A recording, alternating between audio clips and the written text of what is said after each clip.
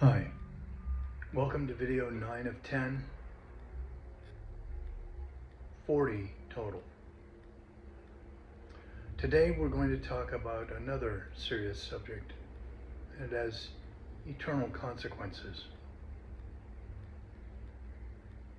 It is that rebellion is divination. Divination is sorcery, playing around with the occult, that sort of thing. Reading horoscopes, reading astrology, getting into tarot cards and things like that. And stubbornness is idolatry.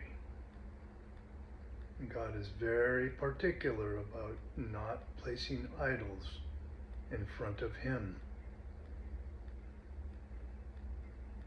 And so we're really talking about obedience over sacrifice in faith and recovery. That line comes from the Bible, specifically 1 Samuel 15:23. And it's one of the most direct, sobering statements about the human heart in all of Scripture. So before we get into it, I want to clarify something important about how I'm using language today. When I talk about recovery, or even use the term pagan in a broad sense, I'm referring to Alcoholics Anonymous and other 12-step programs, or really any path where people are trying to break free from self-destructive patterns and undergo spiritual transformation. This is not a criticism of recovery. It is far from it. In fact, the 12 steps, especially surrendering one's will, which we've gone over in a number of videos now, line up powerfully with what Scripture teaches. And ultimately, they point us towards something even deeper. The kind of surrender modeled and taught by Jesus the Christ. Because whether we're talking about faith or recovery, the core issue is the same. Who is in control? God or self? So the story behind the verse. To understand this verse, we need the story behind it. It centers on King Saul, the first king of Israel. God gave Saul a very clear command through the prophet Samuel. Destroy everything belonging to the Amalekites. No exceptions, no compromise. But Saul didn't fully obey. Instead, he kept the best animals. He spared the enemy king, and then justified it by saying, I'm going to sacrifice these to God.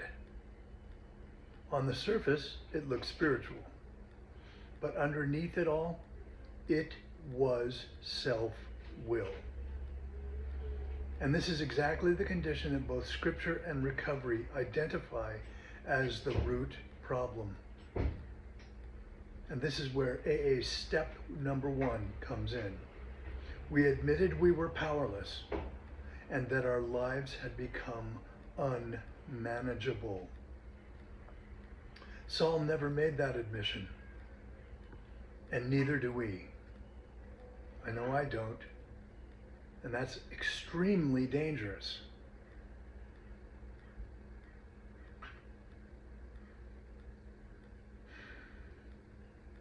We think we can improve on God's instructions. The story reveals two completely different ways of relating to God.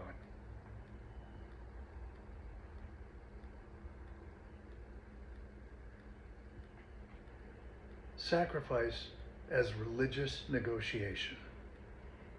Saul believed that he could compensate for disobedience with spiritual activity. Yes, I didn't fully obey, but look what I'm offering. And we still do this today. I go to church, I help people, I pray, I tithe, I don't curse nearly as much as I used to. In recovery language, I'm working the program, just not all of it. That's not surrender. That's negotiation. And it stands in direct tension with AA step number 2. Came to believe that a power greater than ourselves could restore us to sanity. That I'm being restored to sanity indicates that currently I'm insane.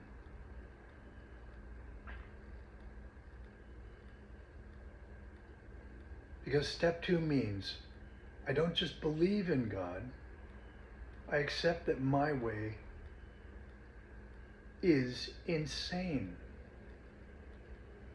This is exactly what Jesus the Christ exposes when he says, "Why do you call me Lord, Lord, and do not do what I say?" In other words, don't offer words, offer obedience.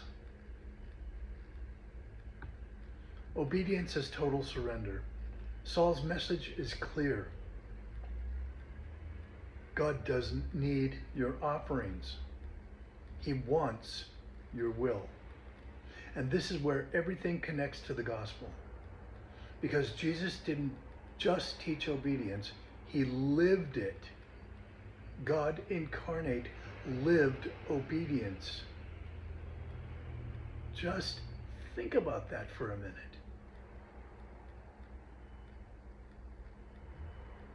In the garden, facing the cross, he prayed, "Not my will, but yours be done." That is perfect obedience. That is perfect surrender. And it aligns exactly with AA step number 3. Made a decision to turn our will and our lives over to the care of God. That's the turning point. Not belief, not activity. Surrender. Not belief, not activity. Surrender. Absolute and unconditional surrender. Two shocking comparisons. Now the verse intensifies. Rebellion equals divination, witchcraft. Divination is about seeking power or control outside of God. Rebellion says, I hear God, but I'll do it my way. That's the same root issue. Control without surrender. And this is what Jesus came to confront, because the core of sin is not just behavior. It is self-rule. And in recovery, this shows up when we pick and choose, rationalize, and override guidance. I'll take what works for me. That's not step 3. That's not surrender. That's taking my will back. Stubbornness equals idolatry. Idolatry is putting something in God's place. Stubbornness is refusing to yield. I'll repeat that. Stubbornness is refusing to yield. Which means the idol is self. And this is exactly what Jesus calls out when he says, whoever wants to save their life will lose it. But whoever loses their life for my sake will find it. That is the opposite of stubbornness. That is surrender. And it connects directly to AA steps number 6 and 7. Becoming entirely ready, humbly asking God to remove our defects. Because stubbornness says, not that part. Modern takeaways, faith and recovery. Partial obedience is still disobedience. I'll repeat.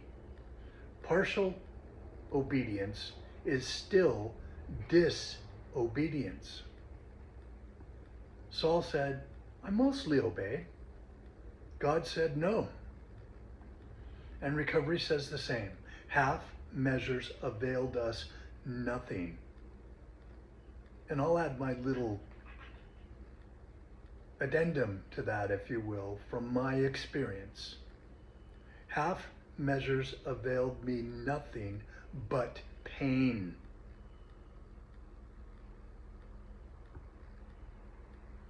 Jesus says it this way, if you love me, you will keep my commandments. Not some, all. You can look spiritual and still be unsubmitted. Saul looked obedient, but he wasn't surrendered. And Jesus warned about this repeatedly. Outward righteousness without inward transformation. This is why AA steps 4 and 5 matter.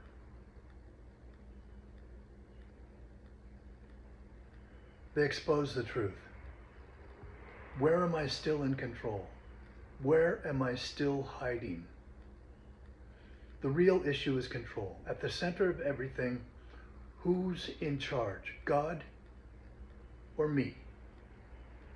And Jesus makes it unmistakably clear. No one can serve two masters. And in recovery, this is sustained through step 10, ongoing inventory, and step 11, seeking God's will. Because surrender isn't one moment. It's daily. It's hourly. It's minutely. It's moment by moment. Closing reflections. So here's the question. For me too. Okay? So you're not the only one. Am I offering God sacrifices to avoid giving him myself? Am I doing spiritual things while still holding on to control? Because both scripture and recovery agree. Self-will is the problem. And surrender is the solution. At the end of the day, God isn't asking for more from you. He's asking for your will. He's asking for my will. And the invitation of Jesus is simple. Lay it down. Lay down my will before the will of my Creator. Because that is where real freedom begins. I know this video has gone quite some length, so just going to say, may God richly bless you with the realization of his ever-present presence and just how dearly he loves you on his terms, not mine. Good night.